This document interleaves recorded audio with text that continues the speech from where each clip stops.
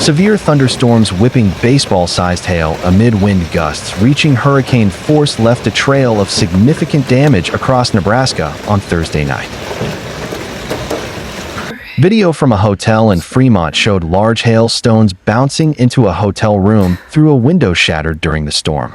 Wind gust reports from weather spotters in the area range from 67 to 82 miles per hour as the storms blew through. After the storms had passed, video detailed the damage to the hotel building, with every window on the wind-facing side blown out. "Holy smokes," said someone in the video as they panned around the hotel. "Every window is gone." This was a car. Hail left cars in the parking lot badly dented, and their windows shattered, glass everywhere. "Here's our ride home tomorrow," the person says, showing a sedan with its back windshield smashed into tiny pieces. Was at Hy-Vee. Photos from a home in Fremont show much of the same. The house's siding was demolished, sticking off the house in shards. Hailstones litter the ground underneath the house. With the siding ripped off and damaged, the pink house wrap is visible. Another photo shows the homeowner's car significantly dented, windshield pelted in by hail. The yard in the back is white with more hail. In the background, hail covers a neighboring house's roof. Stay down there. Hail in Fremont ranged from egg-sized to baseball-sized stones, with a report in nearby Arlington of 4-inch, softball-sized hail. Softball-sized hail was also observed in McClelland, Iowa. The severe weather threat continues into the weekend, with millions of Americans in the Midwest and Plains under the threat through Easter Sunday. Meanwhile, in the early morning hours of Friday, cell phone alerts were going off across southern Wisconsin. The warning from the National Weather Service read, "A destructive severe thunderstorm was located near Edgerton, moving east at 65 miles per hour. Hazard baseball-size hail and 60 miles per hour wind gusts." This storm had been producing large and destructive hail through the night across portions of Iowa, before tracking into southern Wisconsin around 7 a.m. There were not only large hailstones, but also a lot of them. Yards, sidewalks, and roadways became littered with ice chunks the size of golf balls up to tennis balls. Meteorologist Owen Zarley was able to record the aftermath of some of these storms. This hail also produced extensive damage, particularly to vehicles left out in the storm. Windshields and sunroofs stood no chance against the 2-inch to 3-inch hailstones. It takes quite the storm to keep hailstones of that size lofted in the atmosphere long enough to reach baseball size. Updraft speeds of approximately 80 miles per hour feeding into those storms were enough to build the hailstones up to around baseball size before they finally fell to the ground. Another reason for such large hail was the elevated nature of these storms. Starting from a higher point in the atmosphere meant the freezing level was a little lower to the ground, helping to freeze droplets to the hailstones more efficiently. Below are some additional pictures of the hail and the damage done, especially across portions of Edgerton and Evansville, Wisconsin in northern Rock County.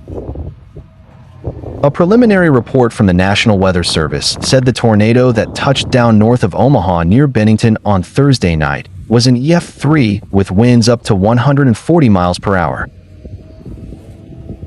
The tornado damaged several homes and other buildings, despite being on the ground for only a short time, the report said. The twister was one of 6 reported in eastern Nebraska and western Iowa on Thursday night. Holy shit! In addition to the team that produced the report on the tornado near Bennington, another survey team was in southwest Iowa looking at a stronger storm track there, said Van de Walt, lead meteorologist at the National Weather Service's Omaha office. The Weather Service also was working with county emergency managers to do virtual damage surveys in other areas. He said 2 tornadoes were spotted in Cass County, near the towns of Alvo and Manley. Probably a couple of tornadoes in Cass County, at least one in southwest Iowa, and then maybe about 3 on the storm that tracks from east of Columbus to north of Omaha. DeWalt said. He said winds over 80 miles an hour and baseball-sized hail were reported from the storm that hit the Bennington area. We're actually getting some reports of softball-sized hail on the north side of Fremont and also in Arlington, he said. Northeast of Council Bluffs, there was also softball-sized hail reported. There's hail in my bedroom. The storms were spawned by a cold front that swept across the state Thursday, leaving colder conditions in its wake. Most of Nebraska was expected to see high temperatures only in the 40s and 50s on Friday, and some areas of the Panhandle even saw a dusting of snow. Homes were left destroyed after a tornado touched down Thursday evening in northern Douglas County near Dutch Hall Road. One homeowner told local media he barely had time to get to the basement before the tornado hit. When he came back upstairs, he said he was seeing sky where the roof was supposed to be. His roof is now scattered throughout his lawn, with pieces of tin hanging from the tree.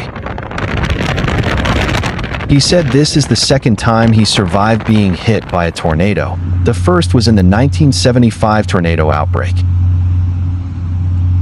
Another neighbor tells us the tornado uprooted their Amazon warehouse, lawn decorations, and a 35-foot tree. The tree ended up across the road in the neighbor's field. Despite the destruction, the Douglas County Sheriff's Office told KTV that no one was seriously injured. Authorities asked people to avoid the area between 72nd Street and 78th Street from Omaha Trace to Dutch Hall Road. There are multiple downed power lines, damage to homes, and scattered debris, the Douglas County Sheriff's Office said. Neighbors are now helping each other in the cleanup process, clearing away tree branches and picking up belongings that flew hundreds of feet. At least one tornado touched down along with baseball-sized hail in Iowa in a line of severe storms that also hit Nebraska and worked their way into Wisconsin. Forecasters had predicted a strong chance for thunderstorms and hail in much of Iowa on April 17. Western Iowa had the greatest risk for severe storms and tornadoes. A tornado was reported in Fremont and Page counties in southwest Iowa. A large tornado developed west of the Essex area, said Van DeWalt, lead meteorologist for the National Weather Service in Omaha. It was on the ground for several miles with video confirmation from storm chasers. Video from Storyful News and Weather shows a large, dusty tornado develop near Tabor, 20 miles west of Essex. It moved south of Randolph and then skirted the north side of Essex, DeWalt said April 18th. The tornado touchdown was roughly 8:21 p.m. Storm chasers followed it to the east with the last tornado report around 8:50 p.m. or 9 p.m. 40 to 50 minutes on the ground. It's probably a continuous track from where it touched down to where it lifted up, DeWalt said. Fortunately, it managed to stay between all of the towns. That is not to say it didn't hit farmsteads and acreages. The tornado mainly ran through agricultural and rural areas, DeWalt said, avoiding any of the surrounding towns. Most of the damage was to outbuildings, according to preliminary reports. The National Weather Service also had reports of a tornado in Pottawatomie County, but still are determining details. Reports there came in at 8:32 p.m. That storm included 2.5 inches hail to 4-inch hail, which could do significant damage, DeWalt said.